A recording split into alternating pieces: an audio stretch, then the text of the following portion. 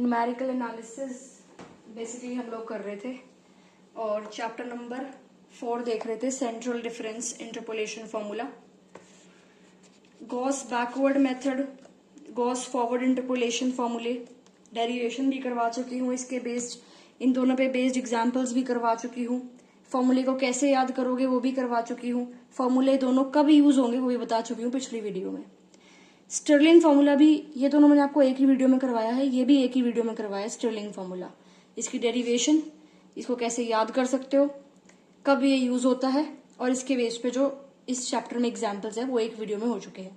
इस वीडियो में बेसल्स फॉर्मूले की डेरिवेशन, बेसल्स फॉर्मूले को याद कैसे करोगे वो, और उस पे बेस्ड एग्जाम्पल्स वो करवाती हूँ।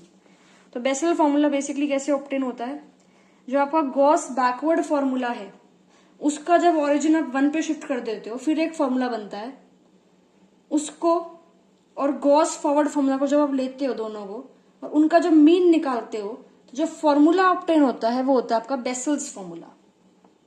ठीक है, कौन सा होता है? Vessels formula. अब देखो, ये आपका है गॉस बैकवर्ड फॉर्मूला। इसका जब ओरिजिन आप 1 पे शिफ्ट करते हो तो आप क्या करते हो, u को चेंज कर देते हो u-1 में, और जो y का जो सबस्क्रिप्ट है ये, या जो सफिक्स है y का, उसके अंदर 1 ऐड कर देते हो। तो जब y-1 में 1 ऐड करोगे सफिक्स में तो क्या आएगा? 0। इसमें करोगे तो क्या आएगा? 0। इसमें करोगे तो क्या आएगा? -2 प्लस में 1 क्या होगा? 1। तो ये सफिक्स चेंज हो गया। ठीक है, और जहां जहां u था वहां वहां लिख दिया u-1। तो आपने क्या करा, गॉस बैकवर्ड फॉर्मूले का ओरिजिन 1 पे शिफ्ट कर दिया, ये फंक्शन बन गया। और गॉस फॉरवर्ड फॉर्मूला ये होता ही है। इन दोनों इक्वेशंस का, जो इक्वेशन नंबर 2 है और इक्वेशन नंबर 3 है, ये दोनों इक्वेशंस है, इनको ऐड करा और 2 से डिवाइड कर दिया, यानी कि इनका मीन ले लिया, तो आपके पास आ गया बेसल फॉर्मूला। सिंपल कैलकुलेशन करिए, बेसल फॉर्मूला आपके पास आ गया। बेसल फॉर्मूला को हम तब यूज करते हैं जब -1/2 और 1/2 के बीच में u की वैल्यू हो, या मोर स्पेसिफिकली देखें तो जब u की वैल्यू 1/2 है तब सबसे ज्यादा सुटेबल होता है बेसल्स फॉर्मूला यूज करना। ठीक है, अब देखो ये आपका बेसल फॉर्मूला आया है। अगर मैं u-1/2 को z पुट कर दूं तो आपका फॉर्मूला थोड़ा सिंप्लीफाई हो जाएगा। ठीक है, तो हमने बेसिकली क्या करा है, u-1/2 को z पुट करा है, यानी कि u को पुट करा है z प्लस में 1/2, एक ही बात है ना। ये u-1/2 को z पुट कर दिया, उसको हम इस तरह से भी तो लिख सकते हैं। ठीक है, तो पुट करके ये थोड़ा सा और सिंपलर फॉर्मूला आपका बन जाता है बेसल फॉर्मूला का। ठीक है, ये टेबल याद करने की जरूरत नहीं है, एग्जाम्पल करवाऊंगी, आपको कोई दिक्कत ही नहीं होगी फॉर्मूला को समझने में या फॉर्मूला को कैसे अप्लाई करते हैं फॉर्मूला को याद करने के लिए।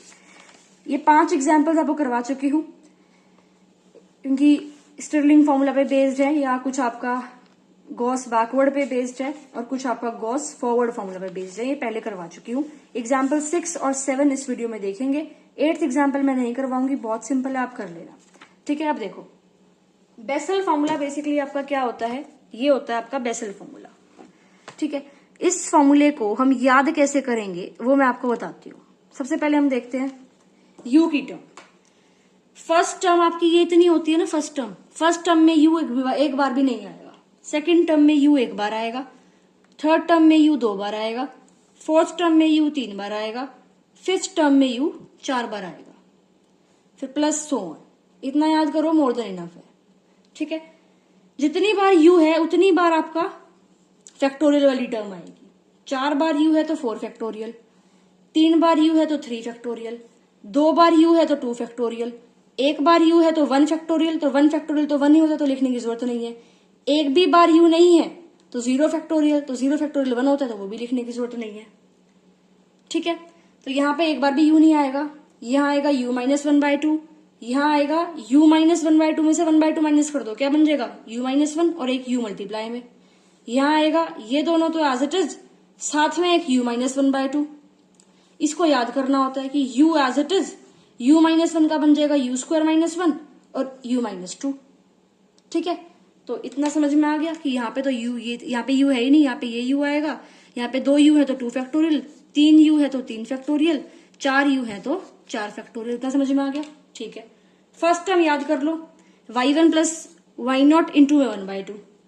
अब यहाँ पर 2 y है फर्स्ट टर्म में, सेकेंड टर्म में 1 y आएगा, फिर यहाँ 2y आएंगे, फिर 1y, फिर 2y, इस तरह से बनेगा 2y 1y 2y 1y और 2y।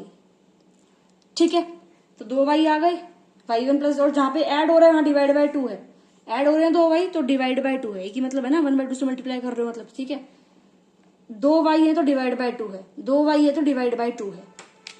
इतना समझ में आ गया? ठीक है, अब जितनी बार u है उतनी बार डेल आएगा, तो u कितनी बार है? एक बार, तो एक बार डेल आएगा। u कितनी बार है? 2 बार, तो डेल की पावर 2 होगी।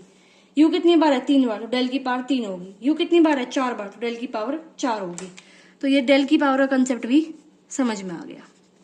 ठीक है, अब y देखो, y नॉट, लास्ट वाली टर्म यहाँ दोबारा y नॉट। ठीक है, लास्ट वाली टर्म दोबारा y नॉट, एक कम कर दो y माइनस 1, डेल 2 बार कहेंगे, u 2 है। समझ में आया?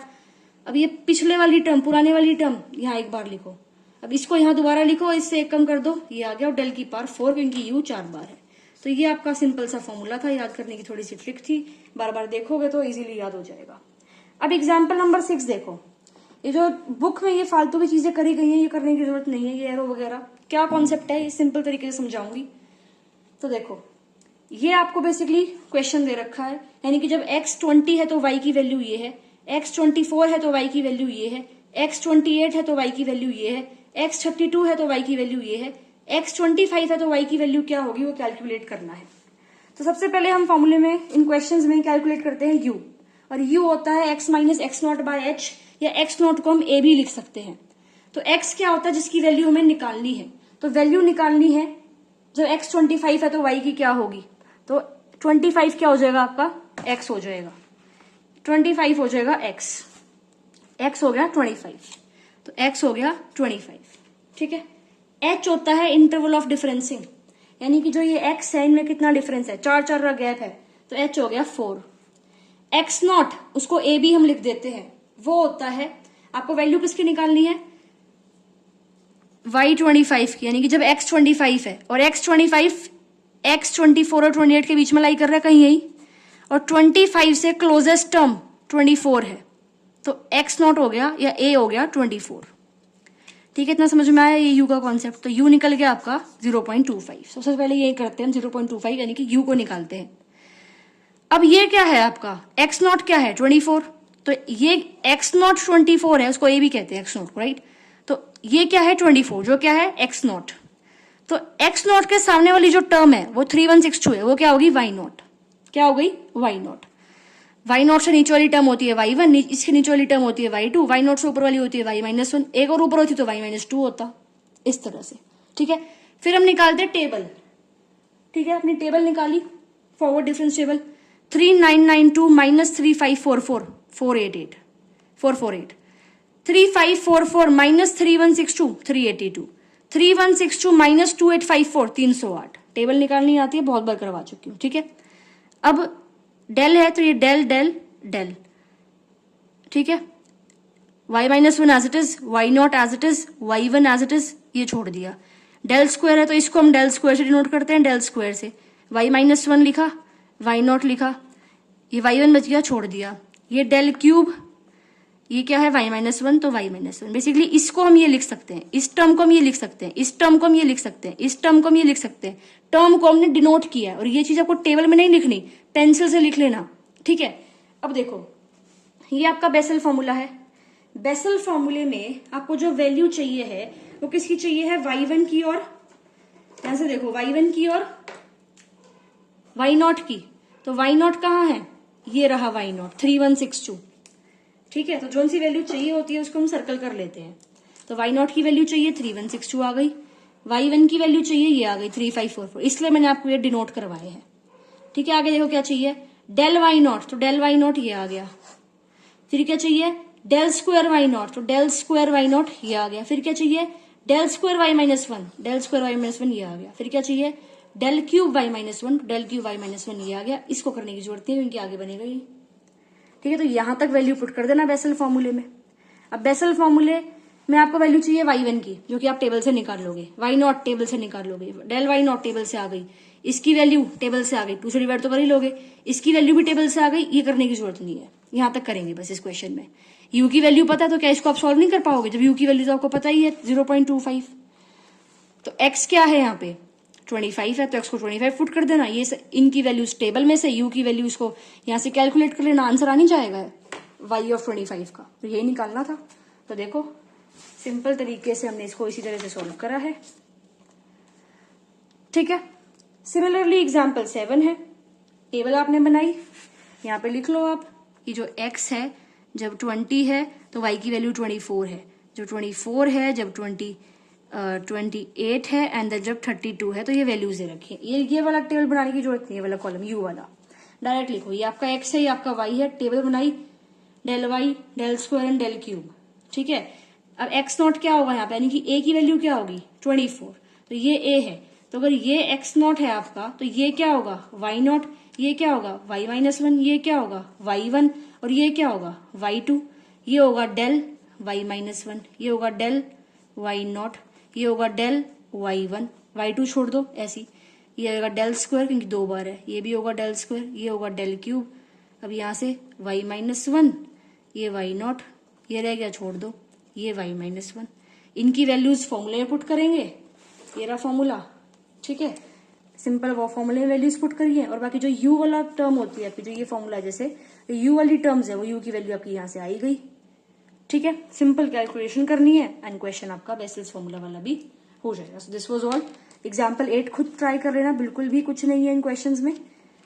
गॉस फॉरवर्ड गॉस बैकवर्ड की एक वीडियो बन चुकी है, स्टर्लिंग की एक वीडियो, बेसल फॉर्मूले की वीडियो ये है ही। नेक्स्ट वीडियो में मैं आपको करवाऊंगी एक्सरसाइज 4.1।